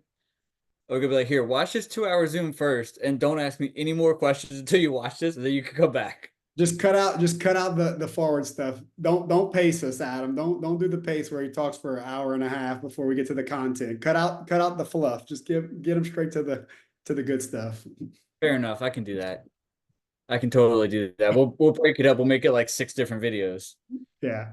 Because the other thing I want you to talk about before, because we got like 20 minutes left or so, Yep. is we were talking about this before. You and I had a really, really good conversation on alignment, ethics, alignment of interest, and like connectors, and kind of how all those things kind of like pull together. So I wanted you to kind of take us down that rabbit hole a little bit.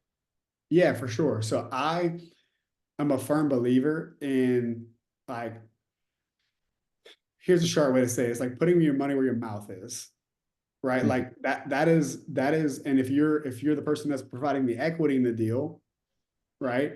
You have the money. If you're the person providing the sweat in the deal, your mouth is getting paid after you do what you say you're going to do, right? And so, like, a lot of times in deals, there's a misalignment of interest, which goes back to what we've been talking about kind of this whole time, is like, are you going to get paid before the person who takes the monetary risk is going to get paid? Like, is the deal set up in a way where you actually have to perform before you get paid, right? And I grew up, like, you guys heard me talk about doing, sales, and like I was in operations before, I was an employee, and I got paid no matter how I performed.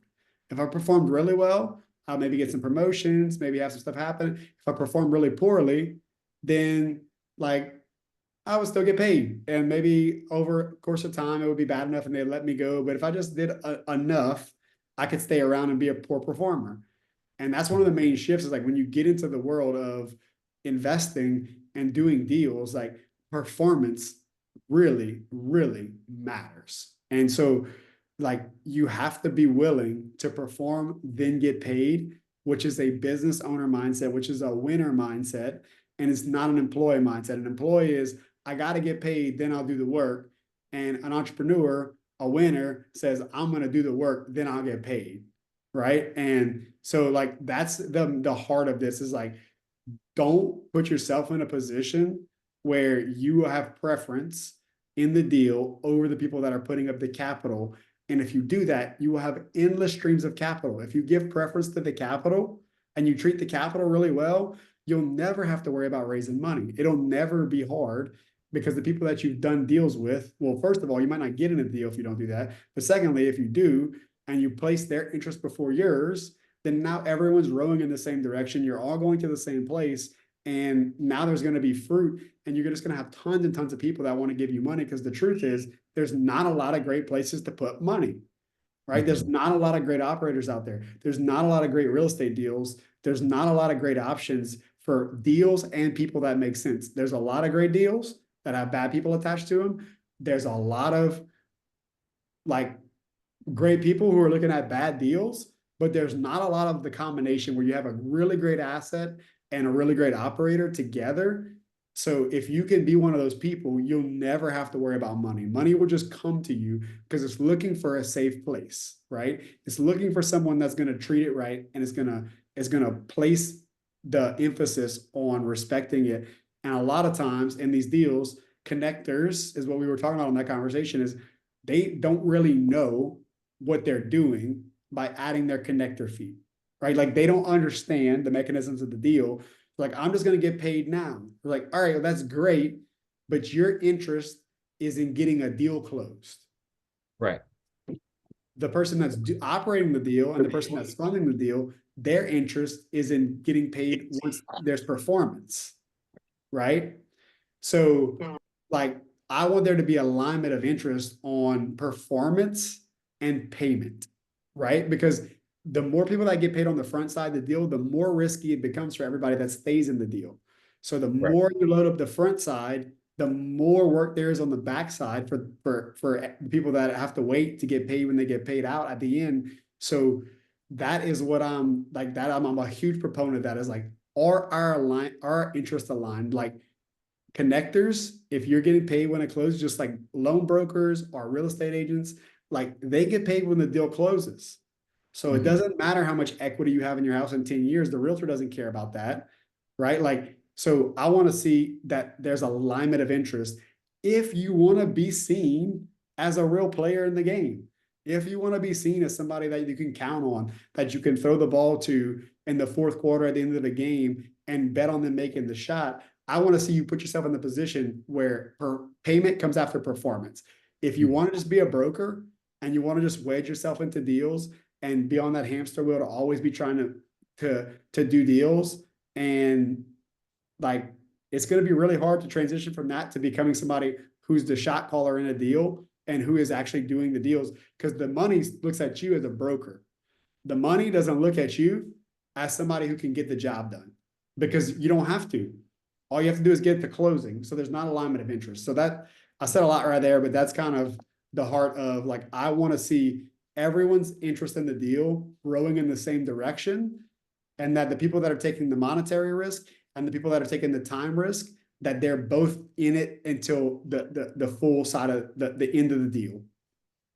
Yeah, one of the things I heard a lot that I really like is a lot of people that do call themselves connectors, they're just wholesalers. Like they are just chasing a smaller fee. Because right, and you and I talked about this on our phone call, like they could be a good person, they could do the work up front, they could vet the deal, but if they're not willing to stay in it and help you clean up the mess if something goes wrong, it doesn't matter that that they're a good person or that they did the work up front. The interests still are not aligned. That's right. So like Grady had a great question. He said, so you do not see someone grinding to get the deal and wholesaling it to themselves as not doing the work for that particular area, even if they are picking up the deal themselves. That work is separate from the work of performing on a deal, right? So yes, they did do the work, they did go and grind and get it, but like that's what you have to do if you're an equity player. Like, so that's a job that you have, plus making sure the deal's operated. So if you want to play in the equity and you want to play in the deal long term, you should be willing to bet on that deal long term and not get paid up front, or get paid a lot less up front. I'm still okay you getting paid up front, but I would throttle that down a lot less, because that means you're playing in this long term and you're in the deal with me, right? If you want to get paid for the wholesale job, right? Like go sell it to somebody else. But if you want to be a player in the game and you don't want to just be a broker, if you want to play the game, then like get in the game. And getting in the game doesn't mean taking chips off the table and saying, all right, well, I hope this goes well. I already got paid, right? That's not how you build a track record and how you print money, right? You print money whenever you're willing to go in and take the risk and put someone else's capital before your own interest. And a lot of people say that they're willing to do that, but very few people actually are. Well, very few people do it through their actions, right? Like I think most of them don't understand what putting the capital before their own interest actually looks like. That's right, because they never heard anybody say that, right? Because most people that are teaching this, they don't teach that. It's not something that comes up. Some of these people just naturally do it. So they take it for granted that everyone does that. So it's not a conversation that's had a lot of times. Because honestly, a lot of people are focused on wholesaling. So that's the content of a lot of conversations around the wholesaling and the connecting. Again, like I want to be super transparent. That's fine, right? But not if you want to play in the games, in the big games. If you want to play in the big games, you got to be willing to do the work on the front side and get paid on the back side. Like that's how the big games are played, right? If you want to play the small games and you want to make the money, you can make a ton of money, very good money. Some people have really big businesses doing that, but you're always going to be working for money. If you want money to work for you and you want to build some equity, you got to be willing to wait. Well, and I don't want to speak for Grady Grady, feel free to correct me if this is wrong, but the reason I think he's asking is because him and I talked about that acquisition fee that we were talking about, right? Yep. And if like you're saying, if you want the interest to be aligned, you almost have to either go for a really high rate of return if it's a low entry fee, or go for a higher entry fee in order to make sure that your acquisition fee is, like you said, it's less than, and probably significantly less than, the lender's return, because otherwise the lender's not going to feel valued. Yeah, and it's just, again, even if it is in alignment, you still have to look at it as like our interests are not aligned. The person that's paying themselves on the front end, their interest, their alignment is that they are going to get the deal closed, not perform on it. Right. Right. So like that's a misalignment of interest, even if it's super safe. Right. It's acceptable when it's super safe. Right. But it's still misalignment of interest. Right. And I know this is like, that's something that's very uncomfortable. And it's like, people don't think about it that way, but it's the truth. It's like our interests are not aligned at the end of the day. So when things go south, right, you can step away and let it burn, and you've already gotten paid to let it burn. And I, as the lender, have to go and pick up the pieces of the deal and salvage it and foreclose and whatever I have to do and go in and save my money. And you've already gotten paid and you're out. And you have no other recourse unless I sue you, which a lot of times doesn't happen. Or you have other collateral that's very valuable, or a personal guarantee where I can come after you if it doesn't go well. So like, I'm just telling you guys, this is not everybody's perspective. This is my perspective. When I see that, I'm like, all right, they want to play safe and they don't want to bet on themselves. They're not willing to bet on this deal, but they want me to bet my money on it, but they're not willing to bet on it and put their eggs on the backside. Mm-hmm. Yeah, that makes sense. So I guess my question to you would also be, is there for those acquisition fees, if they want that, like, is there a relative or a ratio that you look at where it should be in comparison to like the lender's rate of return? It's really a gut feeling for me, man. Honestly, I'm looking at each deal. They're very dynamic. I don't have a set amount. I just want to talk to the person. I want to see how they're responding, how they're answering the questions. What are they doing? Like all those things. Like I'm kind of looking at that very, very dynamically, and just kind of looking at the deal and seeing how that goes. I will say that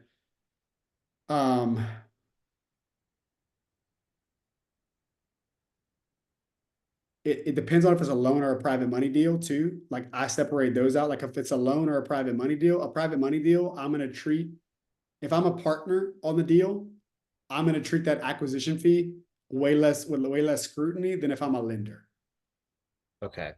right? Because if I'm a Yeah. partner on the deal and we're in the deal together, right? I'm going to treat that with a lot less scrutiny because my risk is a lot lower because we're in it. We're together. We're in this long term. Like we can shuffle things around later on. Like there's still ability to move that around if it ever gets out of alignment. We can shuffle that around, and if something was out of alignment on the front side, we can correct it on the back side. If it's a loan deal, I don't have that ability to correct it on the backside. So I'm going to be a lot more critical on a loan deal because in a loan deal, worst case scenario, things are going to be a lot harder to unwind. It's going to be a lot more painful for that private lender than a private money partner, typically. Not all the time, but so I will give that caveat as like, I'm going to be a lot more critical as a lender than I am as a partner. I just wasn't sure because when we were talking about Tyler's deal and the lender's rate of return was about 9 grand.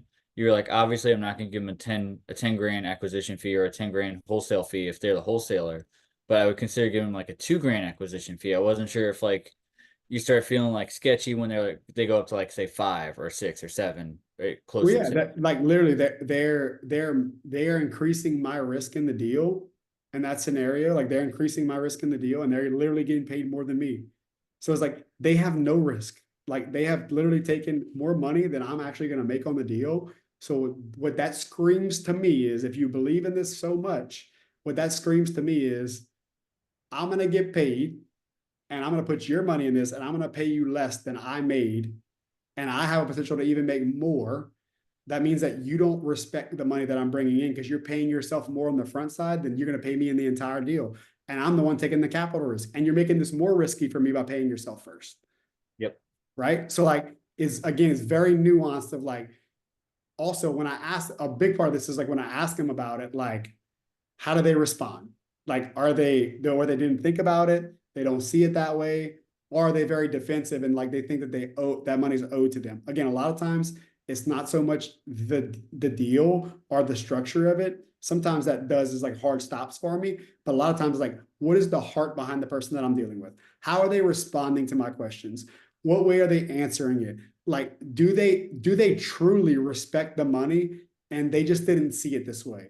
And once they see it, they're like, you know what? I can totally get that. Let's lower this. Or are they gonna fight me over it and be like, no, I deserve this. I made this. Like a lot of that too is like, I will be more willing to let somebody leave that $10,000 fee on there if they're like, you know what? Like I didn't see it that way, but I totally get it. And like I want to make sure that I'm respecting your money in the deal. I would be more willing to pay that person $10,000 than the person that said I deserve to get paid this. Okay, cool. And the last thing we'll address is there Brady had a comment here. He said, well, essentially for me, I see it as two different businesses. Like what was talked about earlier, he built a wholesaling company to run itself, and now he's moving to buy and hold. If one business is built and he is moving one to the next, one while it runs itself and focus on building a new business. Yeah, So the I, question would be, would he still do that if he was on both sides of the fence? Right? If he was the person doing the deal with his own cash, would he still pay the wholesale fee to that company? And most people don't do that. Some people do it, but most people don't. If they're wholesaling it to themselves, they're not going to charge themselves a fee. So if they wouldn't charge themselves a fee, why would they charge me a fee? Right? If we're participating in the deal together, right? Like that's how I look at it, is like if we're going in it together, which in this case it was a loan, but if we're doing it together, like, and you wouldn't do it to yourself, why are you doing it to me? Why are you charging me when you wouldn't charge yourself? You would just say, oh, I got a great deal, and I'm gonna make more money on the backside of this thing because I got a really great deal, right? Like that's, if you were doing the deal by yourself, that's how you would look at it. I would want you to look at it the same, whether you're doing it by yourself or we're partnering together. In the case of a loan, again, those are two separate businesses, and I would just try to push some of that profit to the backside if it's the same person. yeah, that makes sense. Like you were saying, partnering and loans are two totally different models and two Yep. totally different. Yeah. What are your thoughts too on just like I think that acquisition fee could definitely be a lot lower. Like the 10 grand, I just kind of threw it in there, and it was an idea I got literally from a book I'm reading called Getting the Money Yep. by Susan. I can't even pronounce the last name, but I'm reading that book, and she talked about the putting an acquisition fee. I think what would be better too is like um, definitely a smaller fee, maybe like a marketing fee to keep like the marketing machine running with the wholesale side that's generating the leads. You know what I mean? Like $2,000 versus 10 to pay myself and the team, because I still got an acquisition team too. 100%. Yeah, Yeah. just to cover Yeah. that. 100%. Every investor is saying okay to that, right? Like every investor is gonna be like, yeah, I understand you have a business. Like, what's your hard cost on this and a little bit of profit? I'm cool with that, right? Yeah. Like I'm completely fine. If that was the answer you gave me, I'm like, if it cost you 10 grand and you're like, here, Logan, it cost me 10 grand to get this deal. I'm just breaking out even. I'm Yeah. okay with that, right? Yeah. Like, Yeah, yeah, no, I think it'd be a lot less than 10 grand. You know, I was just thinking, all right, let's put an assignment fee in. But no, yeah, I definitely see where you guys are coming from. Like, you got to have the interests aligned. And I think something like you said, maybe like $2,000 just to cover like a commission for the acquisition manager and maybe some marketing dollars for the cold callers, you know, and just to keep the yeah. machine running to generate the deals that we're going to be scooping up. Yeah, and then look, that becomes something that can set you apart too, Tyler. So this is twofold. Onefold, it aligns interests, but twofold, you now get to highlight that that's how you do business. And so now you're shining a light on every other deal that that lender looks at or that partner looks at, where somebody else is trying to get paid before them. So now they see you as like, man, I want to do business with Tyler because he's conscious of my money, and these other guys are not, right? So like it's a positioning thing too, that people are going to remember you, that you actually thought about their money. And like just the fact that you thought about it and had the conversation, that's going to set you apart from 90% of the people out there. Yeah. Yeah. Love it, man. It's awesome. Cool. We are basically getting to the top of the hour. Sebastian, if you have a question, we can keep it quick. Feel free to come off mute, ask it really fast, and we'll cut it after that. Hey Adam, hey everyone. Thank you for doing this. Yeah, I have a quick question. You see a lot of deals where there's a 20% return, whatever, and then the connector or wholesaler is looking for a PML actually to be at a 10% so they can keep 8%, which that is one way. For me, it's a little schemy since then you're getting them cut off. Even it could be better, like, let's say you're asking for 100K loan, just add 5K on top of it. Ask for the 105, you take 5 afterwards, and they can keep the 20% return. What are your thoughts on that? It depends on the deal. Again, I like alignment of interest. So I would rather loan less money because I'm a lender. I'm not an equity partner. This is a loan, right? So there's 20% return available. And you're saying, hey, I would rather them take 5,000 up front and I would rather keep the 20% on the backside, right? Which means that you end up with 15 grand and they end up with 5 grand, but your risk is increased. I would rather pay somebody $8,000 on the backside potentially if my 12,000 gets paid back first and I only loan 100, because I'm looking at it from a risk perspective, not a return perspective. So you're okay. Yeah, I was looking there for more of the return side. Obviously, it's more convenient for the lender to be at a 20 than a 10 or 12. So you prefer the loan of 100 and then just on the backside, just negotiate your fee, pretty much. Yeah. I want to get paid first. I want my interest to be put first. I would rather get paid first and upfront versus getting paid, potentially more on the backside. If I'm doing a loan, if I'm doing an equity deal, then I want the bigger piece of the pie, because that's why I'm signing up for it. A loan, you're going to take less money because you're positioning yourself as the lender and you want to mitigate risk if you're doing loans. So I would position it that way. It's just a preference thing. Typically, you are going to give up more money on the backside if you ask them to get paid on the backside. So like that would be an appropriate ask, I think, of you. If they're going to get paid 8,000 on the backside, and then you say, hey, I want you to move to the front side, and they get paid 5, I think that is appropriate. I think they should get paid more for waiting. And I think that they should get paid less for getting paid up front. So I think either way is okay. Logan, personally like getting paid on the backside. I like them getting paid after I get paid, even though it's more money. Okay. Thank you. I appreciate it. Cool. That answers your question there, Sebastian. Yeah. I just wanted to know a PML thoughts on this regard directly, and not just have your consideration, since they are whoever's lending money is the one deciding, right? Yep. There's a saying that says, buyers buy as they want, not as the seller wants. So pretty much it. That's right. Awesome. Well, guys, we are right past the top of the hour. I do want to be respectful of Logan's time. He came and he provided a shit ton of value for all of us and dropped some really big bombs. So, guys, like I always ask you, it's getting harder and harder to market these. If this made you think, if it made you laugh, if it brought you value, if we made you smile, all we ask that you bring a friend and you show up next week when we do it again. So, until next week, guys, we're out.